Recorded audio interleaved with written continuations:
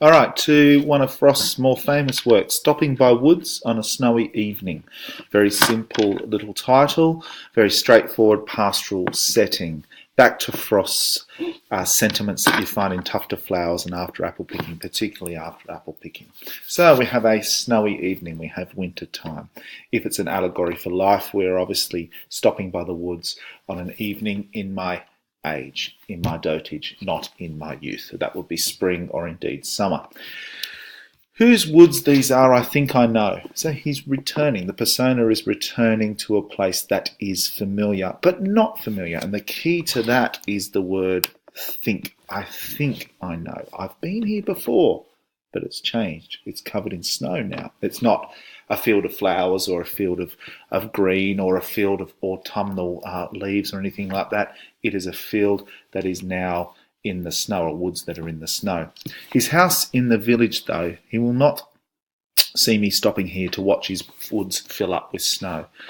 So this persona again has stopped to allow a moment of nature happen. So the character is still nature is in movement, woods filling up with snow.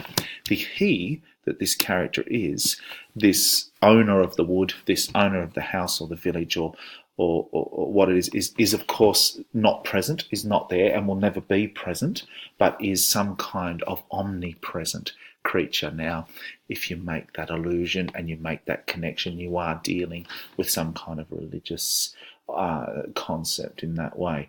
My little horse must think it queer. My little horse must think it queer. The word little is interesting.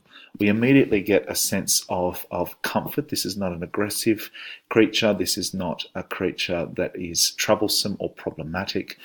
This is just a little horse. So it's almost as if we picture this very calm, pleasant little creature. Now he gives the horse a voice. Must think it queer to stop without a farmhouse near. Why am I stopping in the woods when there's no reason to stop? Between the woods and the frozen lake, the darkest evening of the year. Now, the darkest evening of the year, as we know, is the winter solstice.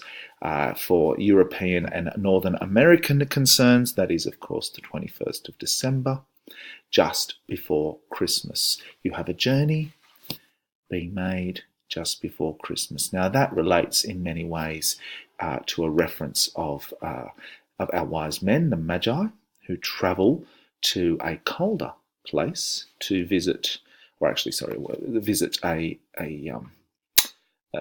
birth. And you also have the whole story of travel at that time when it comes to Joseph and Mary. But we've got the darkest evening of the year, the moment where I see my own mortality as well, the moment where I'm coming upon my darkest moment personally in my life. As talk about the year, if the year is an allegory for life or a metaphor for life, the darkest evening of it is the moment where you face your mortality. He gives his harness bells a shake to ask if there is some mistake. The only movement now is the horse. The only other sounds the sweep of easy wind and downy flake. So we are in a moment of pure stillness, with even the horse and the woods moving around us, moving toward death. The woods are lovely, dark and deep. So here the persona is willing himself into that abyss, into that oblivion, into that darkness, into that moment.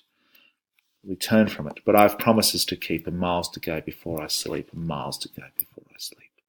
An echo of the line there, where the repetition to suggest the journey is so far eternal, is continuing on. We are not disappearing or descending into the lovely, dark, deep woods. So in terms of discovery, it's a rediscovery of a sense of place and purpose, and a rediscovery of a sense of life's journey and life's idea. Very simple poem, aesthetically very beautiful. Rhythm and rhyme are perfect.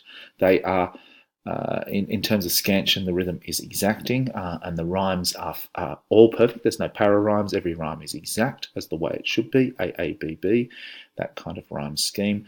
This gives it a lovely pastoral sense. This gives it a simplistic quality. Frost is not going for anything too complex, because the complexity of life, the darkness and the manifestation of the woods and the complexity of the situation are in of itself self-explanatory. They are there. So the poem is therefore quite simple. A very famous one.